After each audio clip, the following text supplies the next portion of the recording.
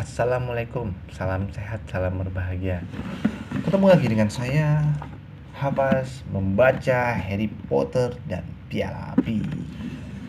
Kali ini kita akan baca chapter atau bagian ketujuh, Bagman and Crouch. Topi dan Bagman dan Crouch. Harry melepaskan diri dari Ron dan berdiri. Mereka telah tiba di hamparan tanah kosong berkabut. Di depan mereka berdiri sepasang penyihir yang tampaknya lelah dan galak. Yang satu memegangi arloji emas besar, satunya lagi segulung besar perkamen dan pena bulu. Keduanya berpakaian sebagai mage, meskipun agak aneh. Yang memegang arloji memakai setelan wool dengan sepatu bot setinggi betis. Temannya memakai kilt, pakaian tradisional Skotlandia yang seperti rok dan poncho. "Pagi Basil," kata Mr. Weasley, seraya memungut bot dan menyerahkannya kepada penyihir yang berkilt yang melemparkannya ke dalam kotak besar berisi porki yang sudah digunakan di sebelahnya. Harry bisa melihat koran bekas, kaleng minuman, dan bola sepak bocor. "Halo Arthur," sapa Basil lelah. "Tidak tugas, enak ya. Kami di sini semalam suntuk. Lebih baik kalian minggir. Ada rombongan besar dari Black Forest yang akan tiba pukul 5:04. Tunggu, ku beritahu tempat perkemahan kalian." Weasley, dia memeriksa daftar perkamennya. Kira-kira 400 meter dari sini. Lapangan pertama yang kau jumpai. Manajer lapanganmu bernama Mr. Roberts. Diggory, lapangan kedua. Cari Mr. Payne. "Terima kasih, Basil," kata Mr. Weasley, dan dia memberi syarat agar semuanya mengikutinya. Mereka menyeberangi tanah yang kosong, tak bisa melihat banyak menembus kabut. Setelah berjalan kira-kira 20 menit, tampak pondok batu kecil di sebelah gerbang. Di balik gerbang, Harry bisa melihat sosok-sosok gelap ratusan tenda memenuhi lapangan yang membukit ke arah hutan gelap di kaki langit. Mereka mengucapkan selamat tinggal kepada Cedric dan ayahnya dan mendatangi pintu pondok. Seorang laki-laki berdiri di pintu memandang ke arah tenda-tenda. Sekali pandang, Harry langsung tahu bahwa dia satu-satunya mage asli dalam radius beberapa hektar. Mendengar langkah-langkah mereka, laki-laki itu menoleh. "Pagi," sapa Mr. Weasley ramah. "Pagi," balas si mage. "Apakah Anda Mr. Roberts?" "Ah, ya, betul," kata Mr. Roberts. "Dan siapa Anda?" "Mr. Weasley, 2 tenda, dipesan 2 hari yang lalu." "Oh, ya," kata Mr. Roberts membaca daftar yang ditempel di pintu. "Kalian mendapat tempat di sebelah hutan di sana. Cuma semalam?" "Ya," kata Mr. Weasley. "Anda akan membayarnya sekarang kalau begitu," kata Mr. Roberts. "Oh, betul, tentu," kata Mr. Weasley. Dia mundur sampai agak jauh dari pondok dan memberi isyarat memanggil Harry. "Tolong aku, Harry," gumamnya, mengeluarkan segulung uang mage dari dalam sakunya dan mulai memilah-milah lembarannya. "Ini 10-an. Ah ya, aku lihat angkanya sekarang. Jadi ini 5-an. 20, kata Harry membetulkannya dengan berbisik. Salah tingkah karena tahu Mr. Robert berusaha mendengar setiap kata. "Ah ya, jadi ini berapa? Kertas-kertas kecil ini bikin bingung." "Anda orang asing," kata Mr. Roberts kepada Mr. Weasley kembali mendekat untuk pembayarannya. "Asing?" tanya Mr. Weasley bingung. "Anda bukan orang pertama yang mengalami kesulitan dengan uang," kata Mr. Roberts mengawasi Mr. Weasley dengan tajam. "Ada 2 orang yang mencoba membayarku dengan koin emas sebesar dop roda 10 menit yang lalu." "Betul," kata Mr. Weasley gugup. Mr. Roberts mencari-cari kembalian di dalam kaleng. "Belum pernah selama ini," katanya tiba-tiba, memandang ke lapangan yang berkabut. "Beratus-ratus orang pesan sebelumnya. Biasanya mereka muncul begitu saja." "Begitu," kata Mr. Weasley. Tangannya terulur meminta kembaliannya. Tapi Mr. Roberts tidak memberikannya. "Ya," katanya sambil menerawang. "Orang dari segala tempat. Banyak sekali orang asing. Dan bukan cuma orang asing, orang-orang aneh. Anda tahu, ada yang berkeliaran memakai kilt dan poncho. Apa itu aneh?" kata Mr. Weasley ingin tahu. "Seperti, entahlah. Ini seperti semacam rally," kata Mr. Roberts. Mereka kelihatannya saling kenal, seperti pesta besar. Saat itu, seorang penyihir memakai celana golf tiba-tiba muncul di sebelah pintu pondok Mr. Roberts. "Obliviate," katanya tajam, seraya mengacungkan tongkatnya ke arah Mr. Roberts. Dalam sekejap, mata Mr. Roberts langsung tidak terfokus. Keningnya yang semua berkerut kini licin lagi, dan wajahnya seperti ngelamun tak peduli. Harry mengenali gejala orang yang memorinya baru saja dimodifikasi. "Peta perkemahan untuk Anda," kata Mr. Roberts dengan tenang. "Dan kembalian Anda." Terima kasih banyak," kata Mr. Weasley. Penyihir yang memakai celana golf menemani mereka sampai di gerbang bumi perkemahan. Dia tampaknya lelah, dagunya biru, belum bercukur, dan ada lingkaran-lingkaran ungu gelap di bawah matanya. Begitu di luar jangkauan pendengaran Mr. Roberts, dia bergumam kepada Mr. Weasley. "Repot menangani dia, perlu jumping memori 10 kali sehari untuk membuatnya tetap tenang. Dan Ludo Bagman tidak membantu, berkeliaran ke sana kemari sambil bicara tentang belajar dan waffle keras-keras. Sama sekali tidak mempedulikan pengamanan anti mage. Ya ampun, aku akan senang kalau ini selesai. Sampai nanti Arthur," dia berdiri separate. "Bukankah Mr. Bagman kepala permainan dan olahraga sihir?" tanya Ginny keheranan. "Mestinya dia tidak menyebut-nyebut belajar dekat mage, kan?" "Mestinya begitu," kata Mr. Weasley tersenyum dan mengajak mereka memasuki gerbang. "Tapi dari dulu Ludo memang agak, longgar soal keamanan.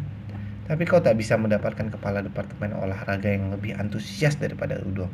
Dia sendiri dulu pemain Quidditch untuk tim Inggris, dan dia backer terbaik yang pernah dimiliki Wimborne Watts. Wimborne Watts berarti lebah-lebah Wimbledon." Mereka berjalan dengan susah payah di lapangan berkabut di antara deretan panjang tenda. Sebagian besar tampak biasa, pemiliknya jelas mencoba membuat semirip mungkin dengan kemah mage, tetapi agak meleset dengan menambahkan cerobong asap dan penarik lonceng atau baling-baling udara. Meskipun demikian, di sana sini ada tenda yang jelas sekali gaib sehingga Harry tidak heran Mr. Robert agak curiga. Di tengah lapangan berdiri tenda mewah dari sutra bergaris seperti istana mini, dengan beberapa ekor merak hidup berkeliaran di pintu masuknya. Sedikit lebih jauh, mereka melewati tenda bertingkat 3 dengan beberapa menara. Di dekatnya ada tenda dengan kebun di depannya, lengkap dengan tempat mandi burung dan jam matahari dan air mancur. Dari dulu selalu begitu, kata Mr. Weasley tersenyum. "Tak tahan bila tidak pamer kalau sedang berkumpul." "Kita sudah sampai. Lihat, ini tempat kita." Mereka sudah sampai di tepi hutan di tempat yang paling atas, dan di sini ada tempat kosong dengan papan tenda kecil yang tertancap dan bertuliskan Weezly. Weasley. "Tak bisa dapat tempat lebih baik daripada ini." Mr. Weasley senang. "Lapangan Quidditch-nya persis di balik hutan. Kita sudah dekat sekali." Dia menurunkan ransel dari punggungnya. "Baik," katanya bersemangat. "Tidak diizinkan pakai sihir karena jumlah kita di tanah mage begitu banyak. Kita akan mendirikan tendanya ini dengan tangan. Tak akan terlalu sulit. Mage toh melakukannya sepanjang waktu. Nah, Harry, menurutmu kita mulai dari mana?" Harry seumur hidup belum pernah berkemah. Keluarga Dursley tak pernah mengajaknya ke acara liburan apapun. Mereka lebih suka menitipkannya kepada Mrs. Fig, tetangga yang sudah tua. Meskipun demikian, dia dan Hermione berhasil mereka-reka di mana tiang dan pancang harus didirikan. Walaupun Mr. Weasley lebih banyak mengganggu daripada membantu, karena dia jadi kelewat bersemangat menggunakan palu. Mereka akhirnya berhasil juga mendirikan 2 kemah berantakan. Semuanya mundur untuk mengagumi hasil karya mereka. Tak seorang pun yang melihat kemah ini akan mengira ini kemah milik penyihir, pikir Harry. Tapi masalahnya, begitu Bill dan Charlie serta Percy tiba, jumlah mereka jadi 10. Hermione rupanya menyadari hal ini juga. Dia melempar pandang bertanya kepada Harry ketika Mr. Weasley merangkak memasuki kemah pertama. "Akan sedikit sempit," serunya. "Tapi kurasa kita akan bisa masuk. Masuk dan lihatlah." Harry membungkuk, menerobos tutup kemah dan ternganga. Dia masuk ke dalam flat berkamar 3 model lama, lengkap dengan kamar mandi dan dapur. Anehnya, perabotnya sama seperti yang ada di rumah Mrs. Big. Ada tutup rajutan di kursi-kursi yang modelnya berbeda-beda dan bau kucing yang menyengat. Ya, kan tidak untuk waktu lama, kata Mr. Weasley, menyeka kepalanya yang botak dengan sapu tangan dan memandang ke tempat tidur susun di dalam kamar. Aku meminjam ini dari Perkins, teman kantor. Tak bisa sering berkemah lagi, kasihan. Dia kena lumbago, sakit punggung. Dia memungut ketel berdebu dan mengintip ke dalamnya. Kita perlu air. Ada tanda keran di peta yang tadinya diberikan si Muggle, kata Ron, yang telah mengikuti Harry masuk ke dalam kemah dan tampak sama sekali tidak terkesan dengan proporsi ruangan di dalamnya yang luar biasa. Di sisi lain lapangan. Kalau begitu, bagaimana kalau kau, Harry, dan Hermione ke sana untuk mengambil air untuk kita? Mr. Weasley mengulurkan ketel dan 2 panci. Dan kami yang di sini mencari kayu untuk api. Tapi kita punya oven, kata Ron. Kenapa kita tidak, Ron? Pengamanan anti Muggle, kata Mr. Weasley. Wajahnya berseri penuh gairah. Karena Muggle asli berkemah, mereka memasak dengan api di luar. Aku sudah pernah lihat. Setelah tur kilat di kemah anak perempuan yang sedikit lebih kecil daripada kemah para lelaki, meskipun tanpa bau kucing, Harry, Ron, dan Hermione menyeberangi bumi perkemahan membawa ketel dan panci. Kini, seiring dengan terbitnya matahari dan menipisnya kabut, mereka bisa melihat hamparan tenda yang bertebaran di segala jurusan. Mereka berjalan pelan melewati deretan tenda itu, memandang berkeliling dengan penuh minat. Harry baru menyadari betapa banyaknya penyihir di dunia ini. Dia tak pernah benar-benar memikirkan penyihir di negara lain. Para pekemah lain mulai terbangun, awalnya keluarga-keluarga yang punya anak kecil. Harry belum pernah melihat penyihir sekecil-kecil ini. Seorang anak laki-laki tak lebih dari 2 tahun berjongkok di depan tenda berbentuk piramida, memegang tongkat dan dengan riang menusuk-nusuk siput di rumputan. Si siput perlahan menggelembung sebesar salami. Saat mereka melewati anak itu, ibunya bergegas keluar dari tenda. Berapa kali sudah kularang, Kevin? Jangan sentuh tongkat ayahmu ya. Si ibu menginjak si siput raksasa yang langsung pecah. Omelannya memecahkan keheningan pagi. Di tengah teriakan-teriakan si anak kecil, Mama pecahin siput, Mama pecahin siput. Tak jauh dari situ, mereka melihat 2 anak perempuan kecil tak lebih besar daripada Kevin.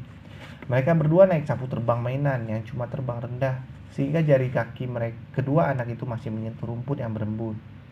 Petugas kementerian sudah melihat mereka. Saat bergegas melewati Harry dan Ron, dia bergumam bingung. Di pagi hari yang terang begini, orang tuanya pasti ketiduran. Di sana-sini penyihir dewasa dan laki-laki perempuan bermunculan dari tenda-tenda mereka mulai memasak sarapan. Beberapa secara sembunyi-sembunyi menyihir api dengan tongkat sihir mereka. Yang lain menggores korek api dengan wajah ragu, seakan yakin korek itu tidak akan menyala. 3 penyihir Afrika sedang bicara serius. Ketiganya memakai jubah putih panjang dan memanggang sesuatu seperti kelinci di atas api berawan ungu cerah. Sementara segerombongan penyihir separuh baya Amerika duduk sambil bergosip riang di bawah spanduk berkelap-kelip dipasang di antara tenda-tenda mereka dengan tulisan berbunyi Institut Penyihir Salem. Harry mendengar sekilas-kilas potongan pembicaraan dalam bahasa-bahasa asing dari dalam tenda-tenda mereka yang mereka lewati. Dan meskipun dia tidak memahami satu patah kata pun, nada suara itu bergairah. Matakukah yang tidak benar atau semuanya berubah jadi hijau? Tanya Ron. Ternyata bukan mata Ron yang salah. Mereka memasuki kawasan berisi sekelompok tenda yang semuanya ditutupi shamrock lebat, sehingga kelihatannya di atas bukit berbentuk aneh yang telah bermunculan di tanah. Shamrock adalah tanaman dengan daun oval berhelai 3 yang dipakai sebagai lambang negara Irlandia. Wajah-wajah penuh senyum tampak dari tenda-tenda yang pintunya terbuka. Kemudian dari belakang mereka mendengar nama mereka dipanggil. Harry, Ron, Hermione. Seamus Finnegan lah yang memanggilnya. Seamus, teman kelas 4 yang sama-sama di Gryffindor. Dia duduk di depan tendanya sendiri yang juga tertutup shamrock. bersama perempuan berambut pirang yang tentunya ibunya dan sahabatnya Dean Thomas juga dari Gryffindor. Suka dekorasinya, kata Seamus, nyengir. Kementerian tidak terlalu senang. Hah? Kenapa kita tidak boleh menunjukkan warna kebangsaan kita sendiri, kata Mrs. Winningham. Kalian juga harus lihat apa yang ditempel para penyihir Bulgaria di tenda-tenda mereka. Kalian akan mendukung Irlandia kan? Dia menambahkan, memandang Harry, Ron, dan Hermione. Setelah meyakinkan bahwa mereka memang mendukung Irlandia, mereka melanjutkan perjalanan lagi meskipun Ron nyeletuk. Dikelilingi mereka. Kita bisa ngomong apa? Aku penasaran apa ya yang ditempel para penyihir Bulgaria di depan tenda mereka, kata Hermione. Ayo kita lihat ke sana, kata Harry seraya menunjuk tebaran luas tenda di tempat agak tinggi dengan bendera Bulgaria putih, hijau, merah berkibar tertiup angin. Tenda-tenda di situ tidak tertutupi oleh tanaman hidup, tetapi semuanya ditempeli poster yang sama, poster wajah masam dengan alis lebat hitam. Gambar itu tentu saja bergerak, tapi yang dilakukannya hanyalah mengedipkan dan memberengut. Krum, kata Ron pelan. Apa? Tanya Hermione. Krum, kata Ron. Victor Krum, Shiker Bulgaria. Tampangnya agak galak betul, kata Hermione memandang berkeliling ke begitu banyak poster Krum yang mengedip dan memberengut kepada mereka. Galak, Ron mengangkat mata ke langit. Siapa yang peduli tampangnya galak? Dia luar biasa. Dia juga masih muda, baru 18 tahun dan sekitar itulah. Dia jenius. Tunggu sampai nanti malam, kalian akan lihat sendiri. Sudah ada antrian pendek di depan keran di sudut lapangan. Harry, Ron, dan Hermione ikut antri persis di belakang dua pria yang sedang berdebat seru. Yang satu penyihir sudah tua sekali memakai gaun malam berbunga-bunga. Satunya lagi jelas petugas kementerian. Dia memegangi celana panjang bergaris dan nyaris menangis saking putus asanya. Pakailah ini, Archie. Ayolah. Kau tak bisa berkeliaran dengan pakaian begitu. Si Muggle di gerbang sudah mulai curiga. Aku beli ini di toko Muggle, kata si penyihir tua yang bandel. Muggle pakai ini. Muggle perempuan yang pakai, Archie, bukan laki-laki. Yang laki-laki pakai ini, kata si petugas kementerian. Dan dia melambaikan celana bergaris itu. Aku tidak mau, kata si penyihir tua jengkel. Aku suka angin segar di sekeliling anggota rahasiaku. Terima kasih. Hermione sudah tak tahan lagi menahan tawa, sehingga dia terpaksa meninggalkan antrian dan baru kembali lagi setelah Archie mengambil airnya dan pergi. Berjalan lebih lambat sekarang karena beban air yang mereka bawa. Mereka kembali ke kemah mereka. Di sana sini mereka melihat lebih banyak lagi wajah-wajah mereka yang mereka kenal. Murid-murid Hogwarts yang lain bersama keluarga mereka.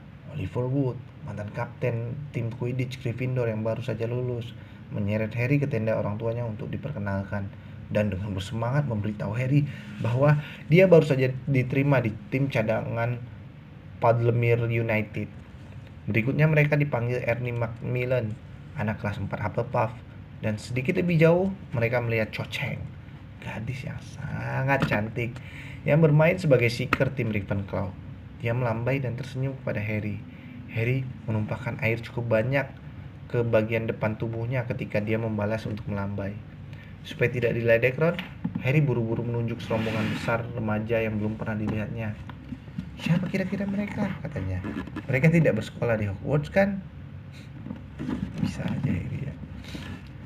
Kurasa mereka sekolah di sekolah sihir negara lain, kata Ron.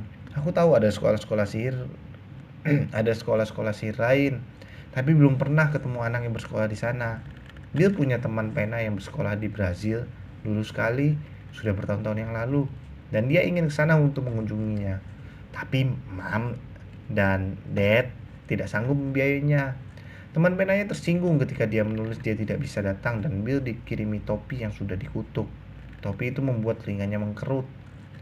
Harry tertawa, tetapi tidak menyuarakan keheranan yang dirasakannya ketika mendengar tentang sekolah-sekolah sihir yang lain.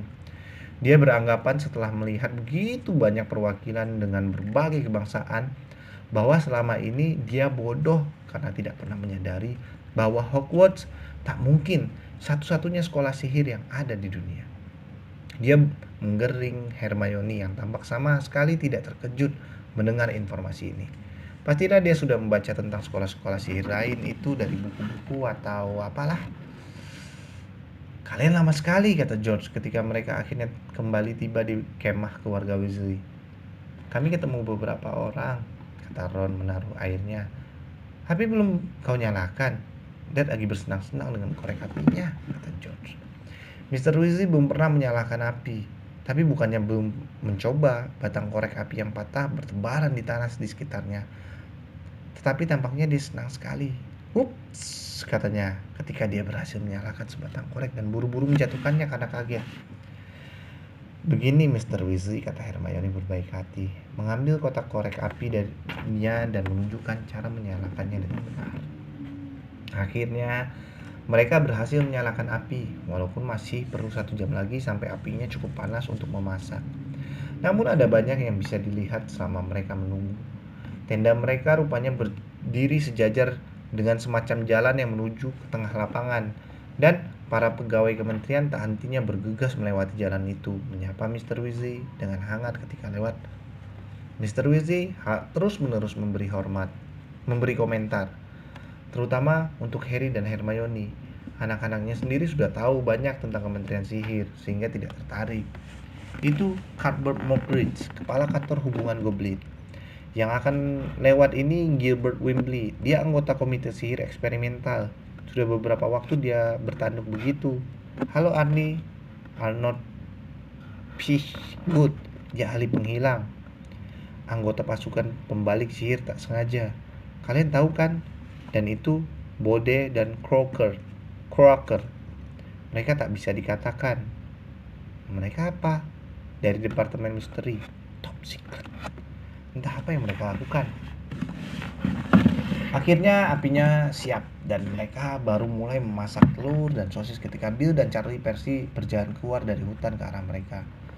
Baru saja beraparate, Dad, kata Percy keras-keras. Makan siang yang enak. Mereka sudah setengah jalan memakan telur dan sosis ketika Mr. Weasley melompat bangun dan melambai tersenyum kepada seorang laki-laki yang berjalan ke arah mereka. Haha, katanya. Tokoh utama kita, Ludo Bagman adalah orang yang paling gampang dikenali. Sejauh yang dilihat Harry, bahkan mengalahkan si tua Archie yang memakai gaun malam berbulu. Ludo memakai jubah Quidditch panjang bergaris-garis horizontal kuning cerah dan hitam. Gambar lebah raksasa tertampang di dadanya.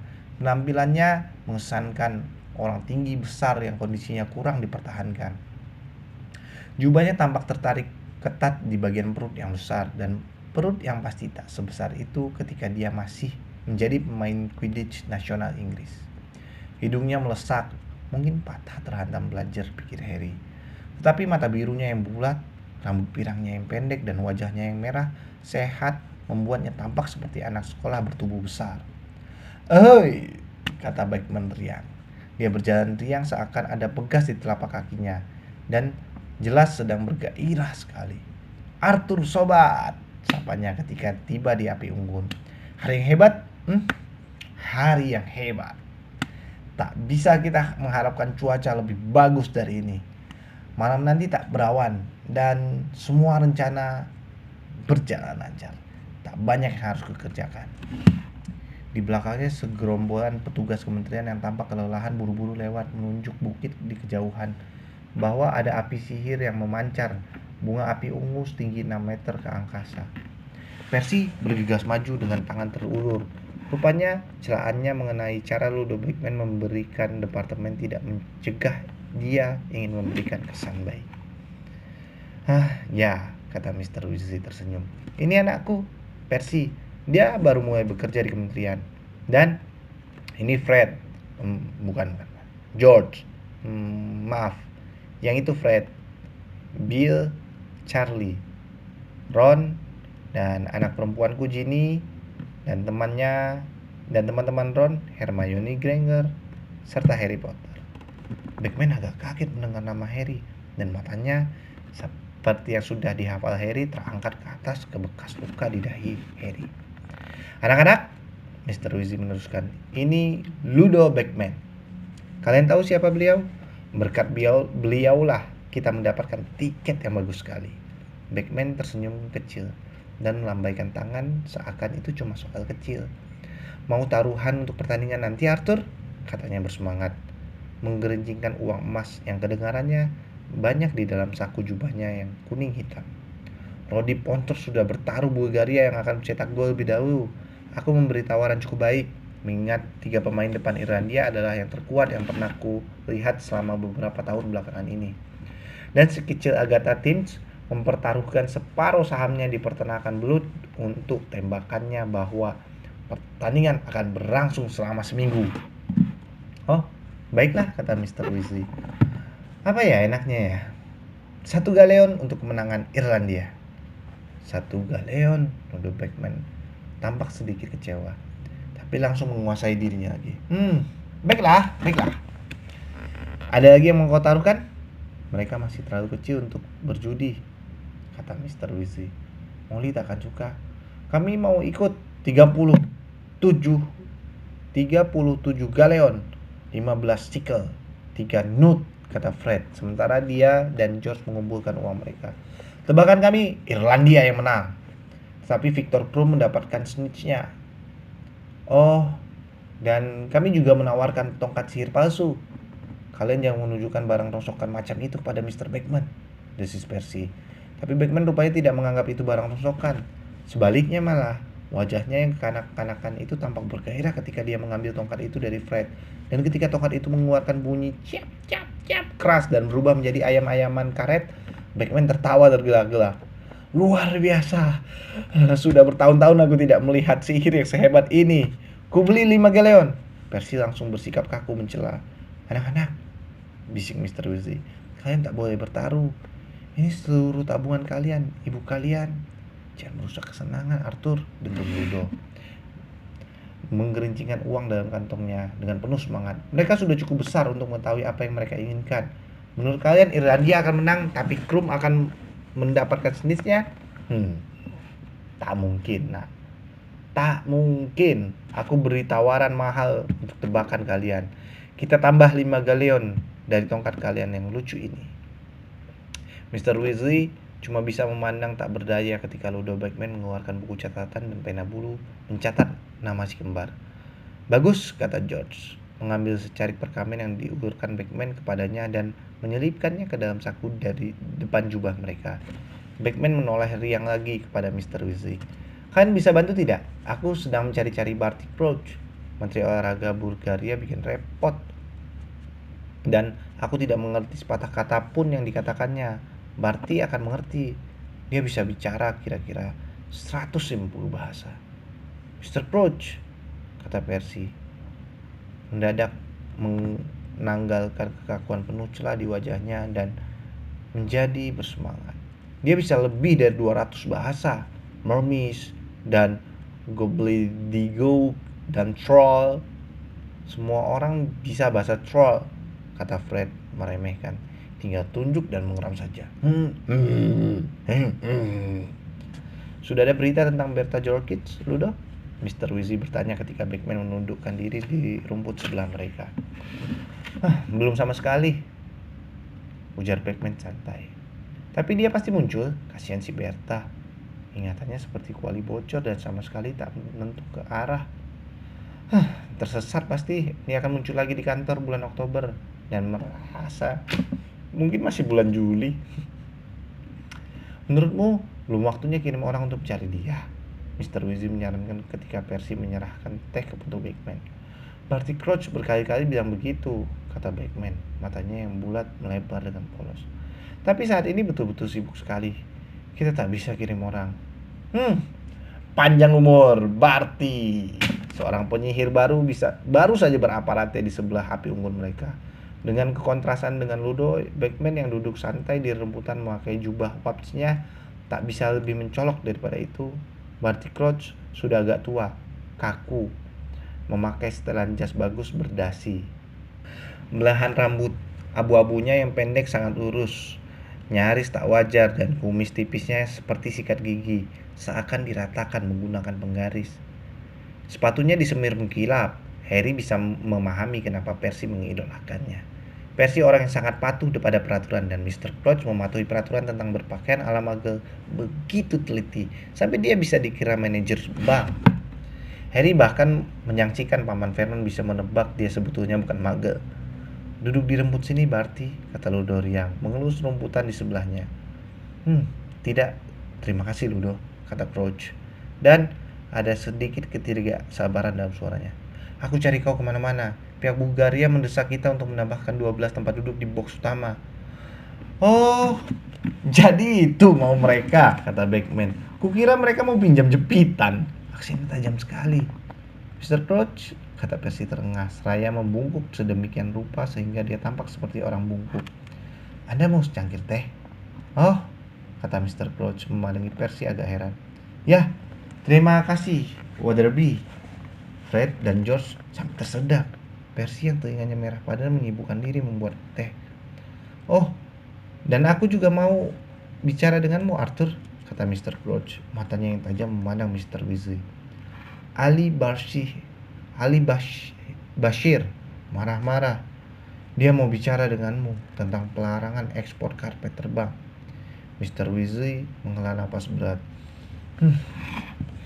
Aku mengirim burung hantu kepadanya soal itu minggu lalu. Sudah berkali-kali kuberitahu kepadanya. Karpet didefinisikan sebagai barang mage oleh kantor pendaftaran benda-benda tersihir yang dilarang. Tapi maukah dia memahaminya? Aku ragu, kata Mr. Crouch, menerima cangkir dari Percy. Dia ingin sekali mengekspor ke sini. Karpet tidak akan menggantikan sapu di Inggris, kan? Kata Beckman. Ali berpendapat ada peluang di pasar sebagai kendaraan keluarga, kata Mr. Crouch. Aku ingat kakekku punya Axminster yang cukup untuk 12 orang. Tapi itu sebelum karpet dilarang, tentu saja. Cara bicaranya seakan dia ingin tak ada yang meragukan bahwa leluhurnya tidak pernah melanggar hukum.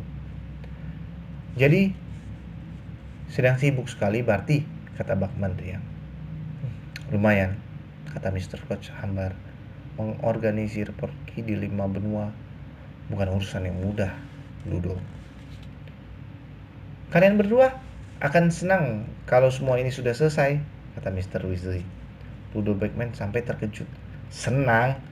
Belum pernah aku segembira ini. Tapi bukannya tak ada lagi yang diharapkan. Berarti masih banyak yang perlu diorganisir?